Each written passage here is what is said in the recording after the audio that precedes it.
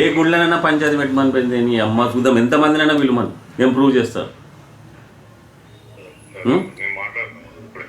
Next వాడు ఇప్పుడు వాడు నాకు ఇచ్చినవి వాడి దగ్గర ఫోన్ రికార్డు ఉన్నప్పుడు నా దగ్గర కూడా ఫోన్ రికార్డులు ఉంటాయి కదా, ఉంటాయి కదా, ఫోన్ రికార్డులు ఉంటాయి కదా. ఆ టెక్స్టైల్ ప్రాఫిటా ఏం ప్రాఫిటా సపన్ దేవ్ దగ్గర కూర్చొనే మాట్లాడదామని చెప్పు డైరెక్ట్. ఇదే మాట అన్నా అని చెప్పు నువ్వు డైరెక్ట్. సపన్ దేవ్ దగ్గరికి వస్తాడు పంచాయతీ ఆడనే పెట్టుకుందామా. ఇవి ఆల్రెడీ ఒక మెసేజ్ పెట్టాడు, ఆ మెసేజ్కి నేను పెట్టిన రిప్లై ఇవ్వమను. ఆ 16 లక్షలు ఏమైందో ఇవ్వమని చెప్పు.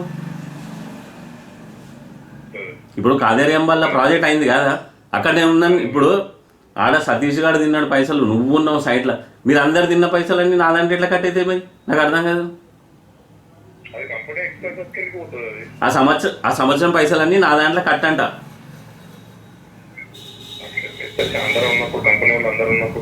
ఇప్పుడు సింప్లెక్స్ ప్రాజెక్ట్ నేను చేసినప్పుడు ఏఆర్ ఇంజనీర్స్ ఉందా చచ్చిపోయింది అప్పుడే